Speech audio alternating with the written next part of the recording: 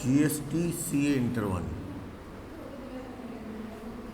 चलो ई way bill से related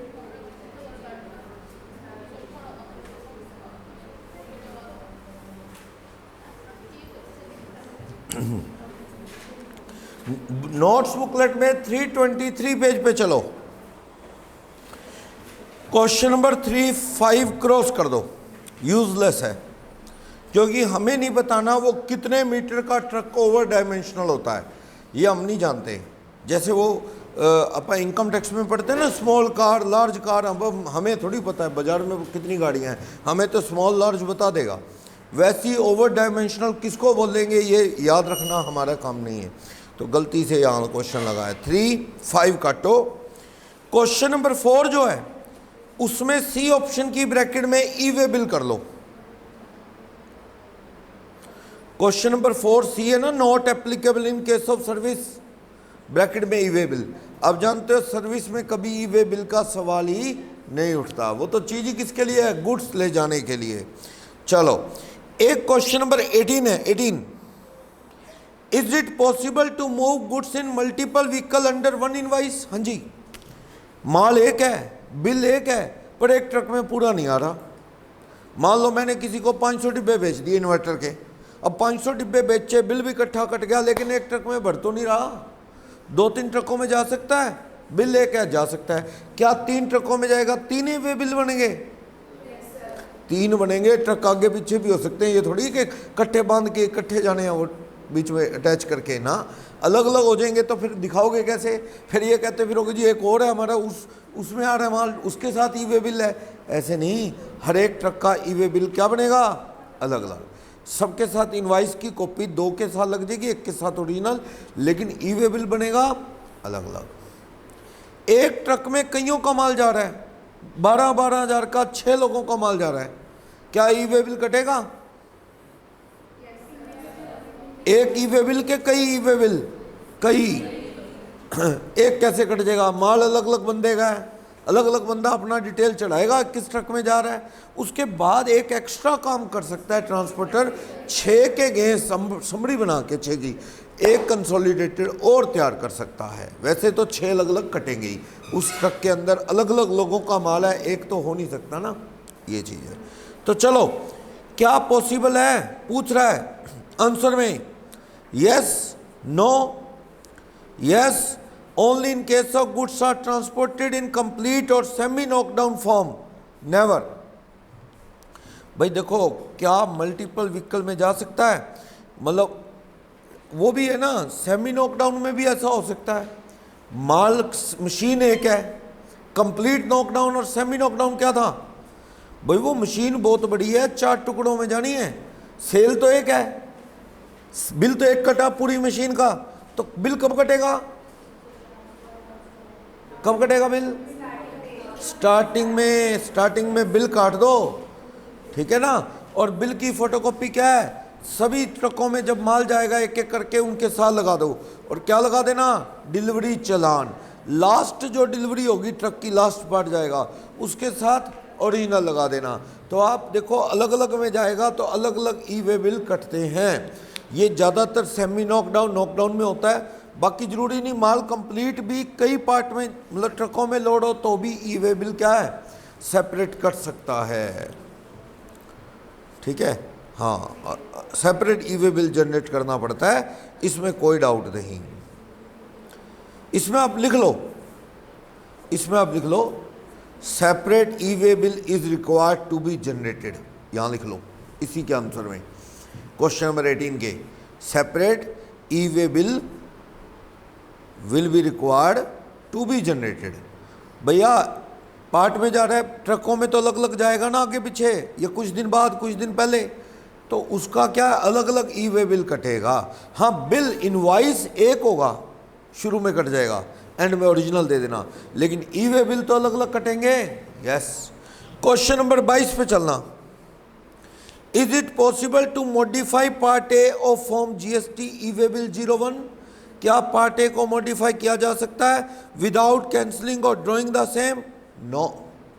फिर क्या करें, गलती होगी तो पार्ट ए गलत चढ़ा दिया, हाँ, within 24 hour you have to cancel the e way bill, then after you have to generate fresh E way bill. Update करने का कोई रूल नहीं, अपडेट तो पार्ट बी होता है, ट्रक टुक बदलता है तो पार्ट बी बार बार कितनी भी बार अपडेट हो सकता है, पार्ट ए नहीं। सिरसा से गोवा जाना है तो पार्ट ए एक बार बनेगा, और क्या उसमें सिरसा से गोवा का डाल देना डेस्टिनेशन ओरिजिन, पार्ट बी बदलेगा अगर ट्रक बदलेंगे, पार्ट ए नहीं। गलत हो गया, कैंसिल करो 24 घंटे में। लेकिन हाँ जी आप बताओ, 24 घंटे में भी कैंसिल करने का मौका नहीं मिलेगा, कब? जब ऑफिसर ने ट्रक पहले क्या कर लिया, इंटरसेप्ट, रोक के चेक कर डाला, और अब आपको जी मैं तो चेंज कर ही रहा था साहब, अभी कर रहा था, पहले आ गए। तो ये तो वही बात है इनकम टैक्स की रिटर्न, पहले ऑफिसर ने चेक कर दी, उसके बाद रिवाइज करने का मौका नहीं मिलेगा। जैसे तनिष जा रहा था बाइक पे, उन्होंने पोल्यूशन वालों ने रोक लिया, हाँ बेटा दिखा पोल्यूशन कार्ड, क्या तो वही बनाने तो जा रहा हूँ, क्या साहब वहीं जा रहा हूँ। ये बात में नहीं को पूछता, पहले होना चाहिए, ये बहाना कोई नहीं सुनेगा, ये चीज़ है। तो चलो आप इसके साथ लिखना फटाफट, नो की ब्रैकेट में लिख लो, नो की, नो लिखा है ना 22 में no, E way bill can be cancel within 24 hour of generation and fresh E way bill can be generated. लिख लो, वैसे तो डिस्कस हो ही गया, E way bill can be cancelled within 24 hour of the generation and fresh E way bill, EWB लिख लिया करो शॉर्ट में, फ्रेश ई वे बिल में भी जनरेटेड, यानी गलती होगी तो पुराना कैंसिल कर दो, नया बना लो, उसको चेंज करने का कोई प्रोविजन नहीं है। 23 पे चलना, what are the consequences if no information in part B of the form GST e way bill 01। हाँ जी लास्ट दीक्षा बताएंगी, क्या ई वे बिल फॉर्म 01 नहीं होता है हमेशा, या कोई और भी होता है? 01 नहीं होता है, बस 02 भी होता है। क्या होता है 2 में? कंसोलिडेटेड। जब भी मान लो ट्रांसपोर्टर ने कंसोलिडेटेड बिल तैयार करना हो, ट्रांसपोर्टर तैयार करेगा ना कंसोलिडेटेड, तो कईयों का माल जा रहा है तो कंसोलिडेटेड, तो वो क्या है एप्लीकेशन देगा किस पे, ई वे बिल 02 पे अप्लाई करेगा, उसी पोर्टल पे। वैसे 99% काम नहीं आता 02, कंसोलिडेटेड के केस में काम आ जाएगा। कई लोगों का माल ट्रक में लोड है, जरूरी नहीं 50,500 से नीचे हो, एक का 70, एक का 1 लाख, एक का 2 लाख, एक का 1.5 लाख, 50,500 से ऊपर है, सभी वे बिल 50 से नीचे हो तो भी काटो। एक ट्रक में तो टोटल 50 से ज़्यादा हो गया ना, चलो 50 से ज़्यादा है सबका, तो भी सबने अलग अलग काटा है, कम में तो भी। दोनों ही सिचुएशन में ट्रांसपोर्टर क्या करेगा, अगर 50 से ज़्यादा वाले में तो करना ही करना है, हर हाल में चांस ही नहीं कंसोलिडेट करेगा, ये काम ट्रांसपोर्टर को करना है। वो क्यों नहीं कर सकते सप्लायर, वो कैसे करें, उनका तो अपना अपना माल से मतलब है। सुनो, आपको पता होगा ट्रांसपोर्ट वालों का सिस्टम क्या होता है। जैसे मान लो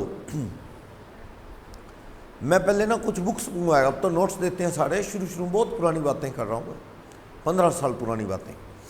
तब क्या बुकलेट ये आती थी, RL गुप्ता की बुक दिखाई थी ना आपको, ये आती थी, और अकाउंट की कुछ नोट्स देते थे हम लोग, सारे नोट्स नहीं देते थे उस टाइम, मतलब कुछ बुक्स भी देते थे साथ में प्लस नोट्स।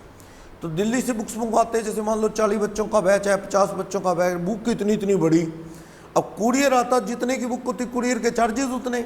अब तो फिर भी कुरियर में कंपटीशन है, और दिल्ली का कुरियर में सस्ते ऑप्शन मिल जाते हैं। पहले कुरियर बहुत महंगा पड़ता था, ज़्यादा ऑप्शन नहीं थे, इतनी बड़ी बुक्स होती थी, तो वो जिनसे आती थी पब्लिशर से ही मंगवा लेते थे सीधा। वो कुरियर चार्जेस ही बड़े बता देते थे, जितने की बुक्स उतने चार्जेस। फिर हम सोचते यार 1-2 बार तो हमने मंगवाई, महंगी बहुत पड़ जाए, पर जाए कौन स्पेशल, 1-2 बार चलो, कोई ब्रदर गया तो उसको कह दिया, वो गाड़ी में डाला है कोई और। पर बात क्या, दिल्ली में वहाँ जाना भी तो कौन सा आसान होता है भाई, अपने शहरों में तो कोई आके चढ़ा देगा सामान, गाड़ी में डाल देगा। दिल्ली में तो आपको पता ही है, वहाँ गाड़ी घुसानी कई बार मुश्किल हो जाती है। वो नई सड़क है वहाँ चांदनी चौक के पास, वहाँ से आया करती थी बुक, वो मार्केट है पूरी मतलब बुक्स की। तो फिर मैंने पता किया तो पता लगा भी ये वाला सिस्टम कर लो, ट्रांसपोर्ट से मंगवा लो। ट्रांसपोर्ट ट्रकों में माल आता है, वो बहुत सस्ता पड़ता है, वो तो स्पेस देखते हैं कितना का रुकेगा, वो तो 1/10 भी नहीं लगता, कुरियर के मुकाबले 1/10 भी नहीं लगता। पर ट्रांसपोर्ट पे माल वो मंगवाया जाता है जो क्वांटिटी में थोड़ा अच्छा हो। तो ट्रक वाले के पास मैं गया, सिरसा से मान लो माल पंजाब भेजना है, ट्रक वाले को बताया जी ये सामान है जी मेरा, इतना बड़ा कार्टून है, वो देखेगा उसका वेट या कितना स्पेस लेगा, उसी हिसाब से मेरे को चार्जेस बता देगा। अब वो कैसे लेके जाएगा मुझे नहीं पता, तो उसके ट्रक में कईयों का माल होता है एक्चुअल में, वो बुक करता रहता है, रास्ते में किसी का वहाँ उतार दिया, मान लो पंजाब जा रहा है, रास्ते में पटियाला जा रहा है, रास्ते में मानसा आया, वहाँ का सामान उतार दिया अगली ट्रांसपोर्ट पे, ऐसे ऐसे करके जाते हैं वो, तो सस्ता ले जाते हैं। ट्रांसपोर्ट पे ऐसा होता है। तो ट्रांसपोर्टर माल कैसे लेके जाएगा, व्यापारी को कोई मतलब नहीं उससे, ये ट्रांसपोर्टर की हेडेक होती है। तो आप अपना माल बुक करवा रहे हो, आप ई-वे बिल काटो उस ट्रांसपोर्टर से बात करके, ए पार्ट भरो, बी वो अपने आप कंसोलिडेटेड भरेगा या जो भी भरेगा वो उसका काम है, आप पार्टे भर लो। ट्रांसपोर्टर को जी भर पार्ट भी ई-वे बिल जनरेट होगा, तो वो कईयों का कंसोलिडेटेड कर सकता है, क्योंकि उसके पास कईयों का माल एक ही ट्रक में एक ही डेस्टिनेशन की तरफ जा रहा है ऐसा। चलो कहता है what are the consequences if no information in part B, e way bill 01 is submitted in case of transportation in railway.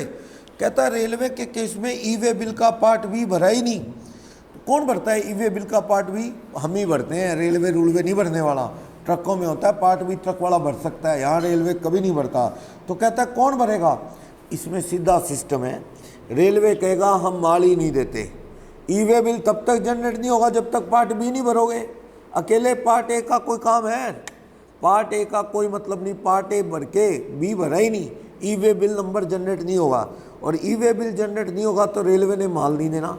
Railway माल की डिलीवरी कब देगा? जब आप उसको ई-वे बिल दिखा दोगे, ठीक है ना। बता रहा है रेलवे, कहता है डिपार्टमेंट फिल करेगा, ए ऑप्शन गलत, बी ऑप्शन, रेलवे डिपार्टमेंट शैल रिस्ट्रिक्ट डिलीवरी, डिलीवरी नहीं देगा कंसाइनी को, ठीक है ना। आप इसके आगे लिखना एक लाइन, बी पॉइंट क्या गई, on production of e way bill to railway, on production of e way bill to railway,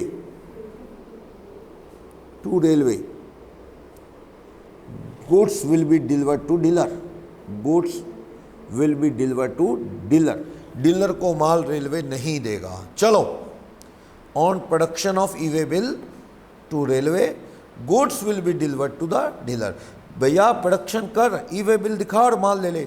26 में ना अमाउंट गलत है, 26 में अमाउंट 90,000 कर लो। कहता है गुजरात से फर्नीचर जा रहा है राजस्थान, ये गुड्स रोड से जा रहा है, उस सामान की वैल्यू कितनी है? 26 में 90,000 कर लो। 90,000 कौन जनरेट करेगा ई-वे बिल? गुजराती भाई कर ले या राजस्थानी भाई कर ले, दोनों ना करें तो किसको ऑथराइज कर दें? ट्रांसपोर्टर को। वैसे एक बात है, ये ट्रांसपोर्टर का काम है, उसको क्या मतलब माल कहाँ से कहाँ जाना है, कितनी वैल्यू, दोनों का GSTIN क्या है, सामान पे टैक्स कितना है, ये चीज़ें तो कौन जानते हैं? आप लोग जानते हैं एक दूसरे को। ट्रांसपोर्टर को फालतू उलझा दिया, गलत भर देगा कल को, ठीक है ना। तो ट्रांसपोर्टर के जिम्मे ना लगाओ ये काम, ये तो आप दोनों का वो है भाई। सप्लायर को पता है मैंने कौन सा माल देना है, GSTIN रेसिपिएंट का, माल की वैल्यू, टैक्स की रेट, डेस्टिनेशन, ओरिजिन, ट्रांसपोर्टर के जिम्मे ना लगाओ। रेसिपिएंट को भी सब पता है, तो आप लोग भरा करो, अच्छा रहता है। 28 when the need of updation of e way bill arise, कब जरूरत होती है? कहता है माल सिंगल व्हीकल में जा रहा है, सिंगल में जा रहा है तो फिर क्या अपडेट करना है? व्हीकल बदलेगा तो पार्ट भी अपडेट होगा। Second, in case of consignment जा रहा है क्या? मल्टीपल व्हीकल से, इसके आगे लिखना मल्टीपल व्हीकल के आगे, that is vehicle is required to change, vehicle बदलेगा, if vehicle is required to be change. रास्ते में व्हीकल बदलना है तो पार्ट भी अपडेट होगा। अलग अलग व्हीकल में जा रहे हैं ना, तो क्या जरूरत है? अलग अलग में पार्ट भी थोड़ी बनेगा, वो तो अलग अलग ई-वे बिल बनेंगे। व्हीकल चेंज होगा ना अगर कहीं रास्ते में, तो पार्ट भी अपडेट होगा, और पार्ट भी सामने वाले को कह दो तू कर अपडेट, जो जिसके व्हीकल में डाला है माल, तो वो अपडेट होगा। चलो क्वेश्चन नंबर 29 क्या कहता है? What are the circumstances under which you can cancel the e way bill, कब कैंसिल कर सकते हो? Goods not transported, goods transported are not as per detail, both and B, भाई गुड्स भेज ही नहीं रहे, ई वे बिल जनरेट हो गया, बाद में लड़ाई झगड़ा हो गया, भेज ही नहीं रहे। या goods transported are not as per detail. अब ये पोजीशन ये है कि माल कहाँ है, रास्ते में है, फिर तो क्या करोगे, ई वे बिल कैंसिल कर तो सकते हो, पर माल तो पहुंच गया रास्ते में। यहाँ इसको छोटा सा एरो लगा के ऊपर लिखना और सप्लाई ऑर्डर कैंसिल, और सप्लाई ऑर्डर कैंसिल। देखो या तो माल सप्लाई नहीं हुआ, वैसे तो बात है कि ये गुड्स आर नॉट ट्रांसपोर्टेड, या और सप्लाई ऑर्डर कैंसिल्ड, या goods transported are not as per detail. ऐसा है, पार्ट ए भर दिया, पार्ट ए में वैल्यू सप्लाई लिख दी, टैक्स लिख दिया, लेकिन ट्रक में जो लोड किया जा रहा है वो माल हो रहा है। ई वे बिल में लिखा है कि भैया वोल पुट्टी जाएगी, wall putty value of supply tax, और जब ट्रक में लोड करने का टाइम आया तो पता लगा पेंट के डिब्बे हैं, फंस जाओगे, मारे जाओगे, नहीं जा सकता, टैक्स चोरी है। कहते जी वो गलती से भर दिया, कैंसिल करो, फिर कैंसिल करो। ऐसे पॉसिबल नहीं है कि व्यापारी कहे जी वॉल पुट्टी, तो ये सर वो गलती से वॉल पुट्टी लिख दिया, एक्चुअल में वो डिस्टेम्पर के या प्राइमर के डिब्बे जाने थे। तो भैया फिर दुकान कैंसिल करो, नया ई वे बिल लिखो। रास्ते में ऑफिसर ने सारा माल उतरवा लेना है, ईमानदार हुआ तो वैसे लपेट देगा, और बेईमान हुआ तो आधा माल उतार लेगा। ऐसे ही आधा बहुत खाते हैं ये मर्चेंट नेवी वाले हैं, और हैं मर्चेंट नेवी नहीं है, इंटरनेशनल लेवल पे माल आता है, वो आधा माल उतार लेते हैं क्योंकि चोरी इतनी होती है। माल जो इंपोर्ट होता है करोड़ों रुपए का, मान लो वैल्यू डाली जाती है 20 लाख, ताकि इंपोर्ट ड्यूटी की क्या हो जाए, चोरी। अब वो मर्चेंट नेवी वालों के हाथ में होता है सारा, तो फिर आपको पता ही है ऐसे चलता है। चलो 30, is it possible to club multiple invoice in one e way bill. कई मल्टीपल इनवॉइस है, क्या एक में इकट्ठे किए जा सकते हैं। Is it possible to club multiple invoice in one e way bill. ऐसा है, मल्टीपल इनवॉइस हैं तो मल्टीपल ई वे बिल तो एक बार कटेंगे।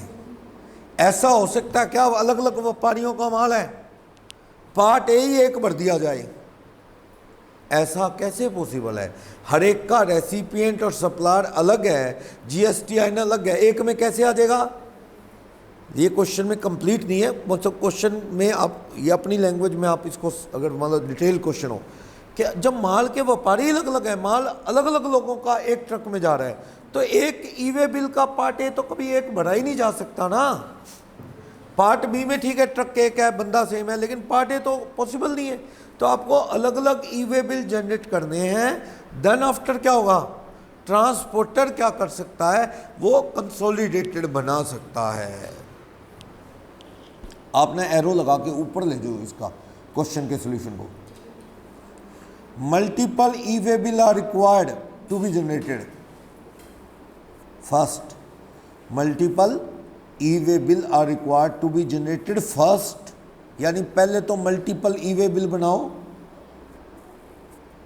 दोबारा सुनो, multiple e way bill are required to be generated first, then transporter can generate consolidated e-way bill. Transporter can generate consolidated e-way bill by EWB02 form, by use of EWB02 form। यानी ये समझा रहा है भाई सीधा नहीं, पहले तो अलग अलग बनेंगे ई-वे बिल, अलग अलग व्यापारी हुए, देन आफ्टर वो ई-वे बिल 202 फॉर्म यूज करके उसको कंसोलिडेट कर सकता है। शुरू में ऐसे सोचो कि एक बिल कट जाएगा, नॉट पॉसिबल। पहले अलग अलग ई-वे बिल बनेंगे, अलग अलग व्यापारी का माल अलग अलग बंदे को जा रहा है, अलग अलग। क्या, दोबारा सुन लो, multiple E way bill are required to be generated, then after transporter can generate consolidated E way bill by use of EWB02 form. हाँ जी, जो 32 नंबर है ना, उसके डी ऑप्शन में, 32 के डी ऑप्शन में इधर बी और सी कर लो, ए की जगह ना बी कर लो। 32 पेज नंबर 325 पे 32 के डी ऑप्शन में इधर बी और सी कर लो। अनरजिस्टर्ड तो कभी ई-वे बिल बना ही नहीं सकता, वो ट्रांसपोर्टर हो सकता है अनरजिस्टर्ड हो, वो टेम्परेरी ले ले। रेसिपिएंट और सप्लायर अनरजिस्टर्ड तो कभी ई-वे बिल बना ही नहीं सकते। ट्रक वाला होता है वो जो बना सकता होता है। तो इधर बी और सी, रजिस्टर्ड रेसिपिएंट या ट्रांसपोर्टर, बी और सी। 33 के बी ऑप्शन की ब्रैकेट में लिखो, पार्ट बी का जो आंसर है ना 33 का बी ऑप्शन, उसकी ब्रैकेट में लिखो up to any number of time. Part B ना कितनी भी बार अपडेट हो सकता है, up to any number of time. 33 के बी की ब्रैकेट में up to any number of time. 36 के ए की ब्रैकेट में लिख लो, ये वही कंसोलिडेटेड है, ट्रक में, एक ट्रक में कईयों का माल जा रहा है, 50 से कम जा रहा है, पहले अलग अलग बिल कटेंगे बाद में कंसोलिडेटेड। तो यस लिखा है ना, यस, एक ट्रक में जा सकता है, कईयों का माल जा सकता है, यस ब्रैकेट में लिखना, यस के ए ऑप्शन की ब्रैकेट में लिखो consolidated E way bill can be generated by transporter bye use of EWB02। Consolidated E way bill can be generated by transporter bye use of EWB02। 36 ए की bracket में लिख लिया, consolidated E way bill can be generated by transporter bye use of EWB02। 42 number के B की bracket में लिख लो, ये पूछ रहा है, गलती होगी वही क्वेश्चन, बी की ब्रैकेट में लिख लो, बी ऑप्शन, जनरेटेड वर्ड के आगे part A can't be updated, part A can't be updated, लिख लिया। 47 नंबर,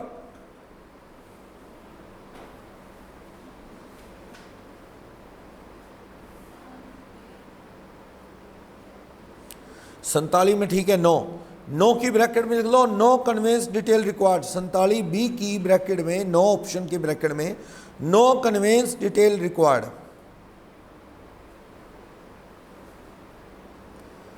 48 नंबर सी की ब्रैकेट, सी ऑप्शन है ना, इधर ए और बी, उसकी ब्रैकेट में लिख लो compulsory E way bill even VOS less than 50,000, VOS मतलब value of supply. C option है ना, इधर ए और बी, उसके आगे लिख लो compulsory E way bill even when VOS less than 50,000। VOS होता है value of supply, less than का साइन बना लो 50,000, लिख लिया ना, compulsory E way bill even when VOS is less than 50,000। चलो 50 नंबर में क्या कहता है, when is e way bill consider to be generated, जब आप पार्ट बी सबमिट करोगे तो ही जनरेट होगा। तो after filling both part A and B, सही है। इसके आगे लिखना ब्रैकेट में ऑफ EWB01, ये सी ऑप्शन के लास्ट में ऑफ EWB01। 51 नंबर के डी ऑप्शन है ना, नो लिमिट वाला, इसकी भी ब्रैकेट में वही लाइन लिखो जो अभी ऊपर दिखवाई थी, compulsory E way bill even when VOS less than 50,000। जो वर्कर को माल देते हो तो वैल्यू चाहे 50 से कम हो तो भी ई वे बिल जनरेट होता है, यही बात ऊपर लिखवाई थी, यही बात 51 नंबर के डी ऑप्शन में, compulsory E way bill even when VOS less than 50,000। बताया था ना, कौन जनरेट करता है, जब प्रिंसिपल जॉब वर्कर को माल देता है, चाहे प्रिंसिपल चाहे जॉब वर्कर, ई वे बिल कोई एक जनरेट करेगा, वैल्यू की परवाह ना करो कितने का माल है। हैंडीक्राफ्ट वाले माल में भी वैल्यू की परवाह ना करो, थोड़ा माल है तो भी E way bill required to be generated. 54 number में सी ऑप्शन टिक करो, वो ना पुराना चला गया, पहले पिछले साल तक रूल था 100 किलोमीटर का, अब क्या हो गया 200 किलोमीटर। ऑप्शन सी आएगा 2 डेज, ब्रैकेट में 54 का सी ऑप्शन आएगा, और 54 के सी ऑप्शन की ब्रैकेट में कर लो 200 kilometre per day, 200 kilometre per day कर लो। 54 सी ऑप्शन आएगा, 2 दिन 322 जाना है, 2 दिन बहुत है, 200 किलोमीटर पर डे लिख लो। 55 में बी ऑप्शन की ब्रैकेट में लिख लो 15 डेज की ब्रैकेट में for uploading slash filing part B, 15 दिन। 55 के बी ऑप्शन 15 डेज की ब्रैकेट में for uploading slash filing of part B, 15 दिन पार्ट बी के लिए मिलते हैं। पार्ट ए के बाद पार्ट बी सबमिट करना चाहिए इमीडिएटली, ये जल्दी घटने वाला है टाइम, 3 दिन हो जाएगा, 72 दिन हो जाएगा ये। 57 के ए ऑप्शन की ब्रैकेट में फर्स्ट बार लिख लो, बी ऑप्शन की ब्रैकेट में फर्स्ट सेलर लिख लो, 57 के ए में फर्स्ट बायर, बी ऑप्शन में फर्स्ट सेलर। वो बताया था बिल टू शिप टू में क्या होता था, माल आगे आगे जा रहा है, एक ही वे बिल चाहिए कि दो, एक ही चाहिए। इनवाइस एक चाहिए कि दो, इनवाइस दो चाहिए, सप्लाई दो है, पर ई वे बिल पहले वाला सेलर या बाहर काट दे बस। ट्रक में तो एक ही बार जा रहा है माल, तो एक बंदा काट दे सेलर या फर्स्ट बार, बस वो ई वे बिल काफ़ी है, दोबारा नहीं बनना। 58 नंबर का सी ऑप्शन है ना, देखना 58 का सी कर लो, ये वही क्वेश्चन है, मूवमेंट से पहले भी हो सकता है, मूवमेंट के बाद भी। इसका क्या आएगा 58 का सी। थोड़ा आगे चलो, 61 में बी ऑप्शन की ब्रैकेट में पार्ट बी लिख लो। पार्ट ए के बाद ट्रांसपोर्टर पार्ट बी सबमिट करता है, 61 के बी ऑप्शन के ब्रैकेट में पार्ट बी लिख लो, पार्ट बी। 63 के बी ऑप्शन में नो वाला है ना, नो वाला, उसकी ब्रैकेट में लिख लो हाउस होल्ड गुड्स एग्जम्प्टेड। क्या कह रहा है 63 में, एक एम्प्लॉई है, बिजनेसमैन नहीं, एम्प्लॉई है, उसकी ट्रांसफ़र होगी, वो उठा के सामान कहीं लेके जा रहा है, क्या ई वे बिल कटेगा उस सामान के लिए? नहीं, क्योंकि वो नो ई वे बिल वाली कैटेगरी थी ना, एलपीजी सिलेंडर, डिफेंस वालों का माल, पेट्रोल, शराब, ऐसा सामान, उस पर ई वे बिल की ज़रूरत नहीं, घर के सामान पे भी ज़रूरत नहीं, 50 किलोमीटर के अंदर जा रहे हो तो भी ज़रूरत नहीं, तोलने के लिए 20 किलोमीटर दूर जा रहा है, ई वे बिल की ज़रूरत नहीं। तो नो की ब्रैकेट में लिख लो household goods are exempted, B option 63 के बी में नो के साथ ब्रैकेट में हाउस होल्ड गुड्स एग्जम्प्टेड। 65 के बी में नो के आगे एग्जम्प्टेड लिख लो। भैया खाली कंटेनर जा रहे हैं डिपू से वहाँ, मतलब कस्टम स्टेशन से, एग्जम्प्टेड, नो की ब्रैकेट में एग्जम्प्टेड। 66 में जो सी है ना, सी ऑप्शन के लास्ट में both part are filled completely, bracket में लिख लो part A comma part B, both part का मतलब पार्ट ए पार्ट बी की बात कर रहा है। सी ऑप्शन के लास्ट में लिख लो 66 नंबर क्वेश्चन के part A part B. 67 number B option है ना 3 डे, उसकी ब्रैकेट में लिख लो 20 kilometre per day, over dimensional cargo है, 3 दिन की ब्रैकेट में लिख लो 67 में 20 kilometre per day. 68 number B false लिखा है ना, उसकी ब्रैकेट में लिख लो valid for all state till the movement end. 68 B option falls की ब्रैकेट में लिख लो valid for all the states till movement ends, till movement ends, जब तक मूवमेंट एंड ना हो जाए तब तक क्या है आपको ई वे बिल जनरेट कर, मतलब चलता रहेगा, दूसरी स्टेट में जाता रहेगा, नए ई वे बिल की ज़रूरत नहीं है। जब ट्रक रुक गया मतलब डिलीवरी के लिए, फिर कहीं और जाएगा तो दोबारा ज़रूरत पड़ेगी, नहीं तो एक ही जर्नी है वो, डेस्टिनेशन से पहले ट्रक कितनी बार बदलो, नए ई वे बिल की ज़रूरत नहीं, पार्ट भी अपडेट कर देना। पर एक गलती ना कर लेना कि ज़्यादा देर रुके रहो, बार बार ट्रक बदलने में टाइम बड़ा वेस्ट होता है, एक से उतारो दूसरे में डालो, कहीं वो 200 किलोमीटर पर डे वाला टाइम ख़त्म ना हो जाए, फिर ऐसे कमिश्नर के पास रिक्वेस्ट डालते फिरोगे, वो करेगा एक्सेप्ट पता नहीं, और बिना ई वे बिल ख़त्म होने एक्सपायरी के बाद जाओगे तो दिक्कत। तो इसी ज़्यादा ट्रकों में बदलना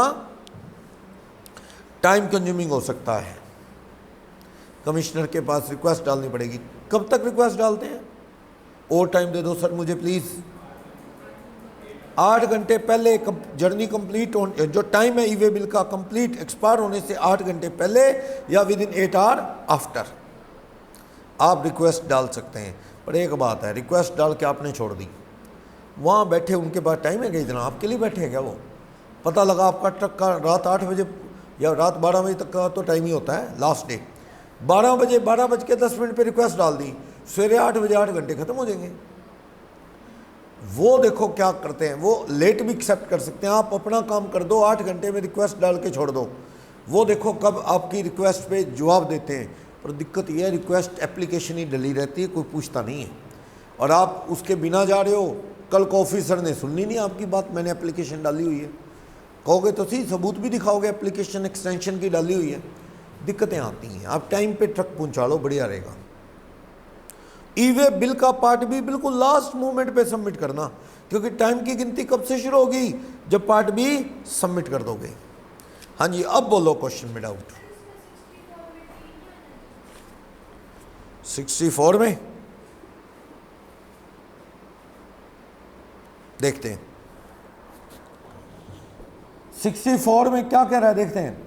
What are the documents that need to be carried along with goods being transported by transporter?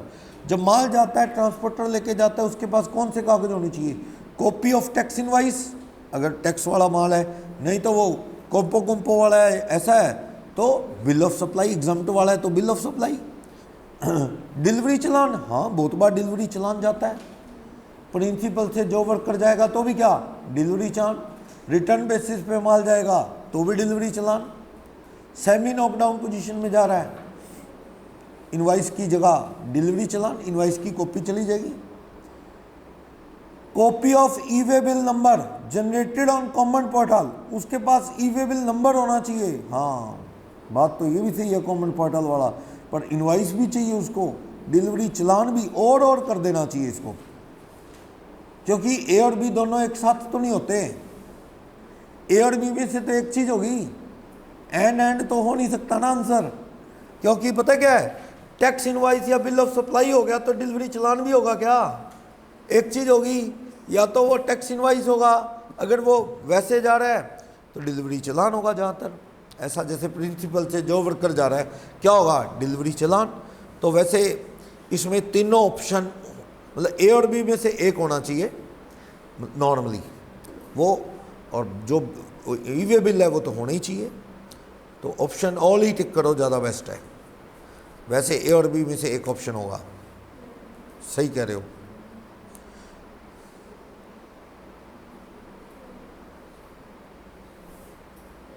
और